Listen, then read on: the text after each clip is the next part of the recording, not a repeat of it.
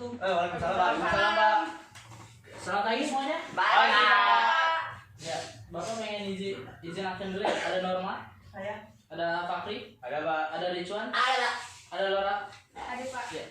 Di sini Bapak pengen mengajarkan tentang pengertian penawaran dan permintaan. Sebelumnya di sini ada yang tahu pengertian dan permintaan? Belum, Pak. Oh iya. Ih. Iya. Ya, di sini ada pengertian penawaran ya. Dalam ilmu ekonomi, istilah permintaan mempunyai arti tertentu, yaitu sebelum menunjuk pada suatu hubungan dalam ini ya, ada pasar modal. Di sini dia sebelumnya udah ada yang ngerti tentang pasar modal. Pasar modal, Pak. Apa tuh, Pak? Oh, pasar modal ini seperti ini yang tentang penjualan online online gitu. Iya, Pak. Iya, Tahu, Pak. Pak. Ngerti, Pak. Ya, di sini ada permintaan individu ada permintaan terhadap barang atau jasa tertentu, misalnya kayak sebuah permintaan tentang jasa transportasian kayak kereta api dan lain-lainnya. Permintaan di sini ada pengertian, ada yang tahu permintaan individu? Nggak tahu, Pak. Nggak tahu. Ya, permintaan individu kayak ini ya, barang kayak misalnya si Fakri kayak mau beli barang, di sini kan ada permintaan individu tentang jasanya gitu sendiri. Oh iya, Pak. Jelas, Pak. Permintaan pasar adalah hasil penjumlahan dari permintaan individu terhadap barang dasar. Pak Fakri Pak, ketawa-tawa. Oh, Pak. Richard, Pak. Ya, Tadi permintaan pasar ya, Pak? iya. Oh, iya. Jadi kayak misalkan pasar itu meminta barang gitu ya, Pak, ke sebuah perusahaan ya, Pak? Iya.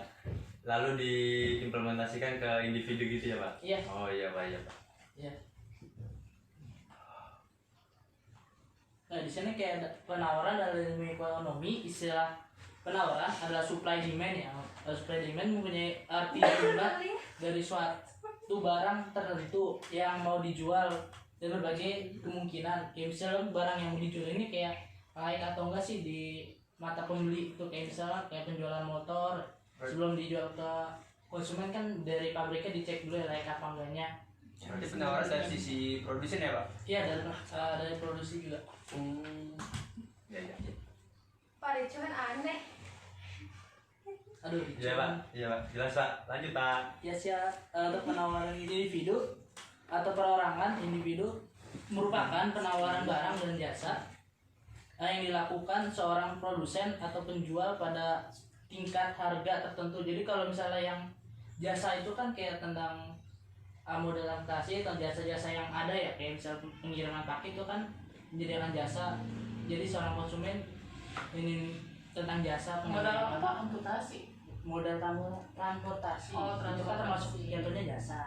Oh iya, Pak. Iya, jelas, Pak. Jadi kayak ada produsen gitu ya, Pak, meminta penawaran kepada pasar ya, Pak ya? Iya.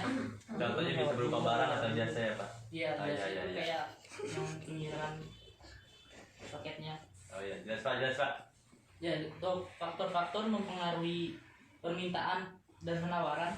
Di sini ada permintaan adalah jumlah barang dan jasa yang akan dibeli pada berbagai tingkat harga, waktu, dan tempat tertentu. Permintaan yang akan barang jasa memiliki kemampuan yang berbeda-beda. Jadi untuk yang dimaksud tentang harga dan waktu ya, misalnya di sini kan ada penjualan online. Penjualan online itu kan nggak harus barang dikirim itu ya, karena butuh waktu juga. Dan ada juga yang kayak pre-order gitu ya. Kalau pre-order itu maksudnya kan jangka waktu yang lama, barang bisa dikirim hari ini atau besok atau 3 hari selanjutnya. Iya. Itu untuk pengertian permintaan dan penawarannya.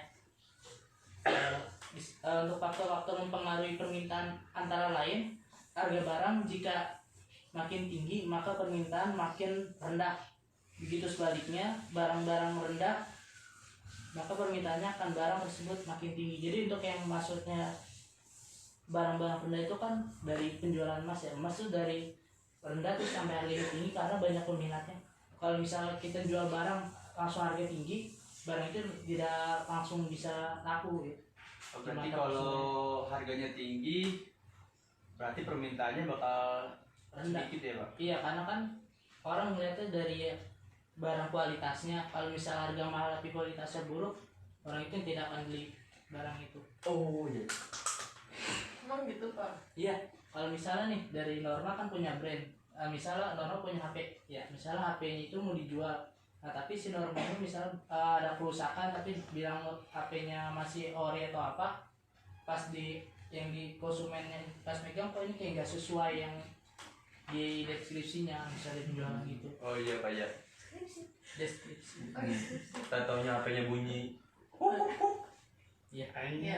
Ya, di sini Bapak kan mau ada jadwal, ada ini ya meeting ya di sini, nanti Bapak akan memberikan sebuah tugas tentang permintaan dan penawaran. Asik. Nah, nanti tugas ini akan Bapak kirim seperti ini ya, mind mapping, nanti bakal dikirim ke Google Classroom ya. Nah, iya. Bentar, jadi Bapak bikin apa? enggak, nanti kan Bapak ngasih tugas tentang mind mapping tentang permintaan dan penawaran. Oh, jadi mappingnya itu tentang materi hari ini, Pak. Kita buat. Oh. Jadi bukan Bapak yang buat. Iya, maaf sebelumnya karena dikejar deadline juga ya. Untuk pengumpulan tugasnya santai aja ya, masih 2 minggu juga.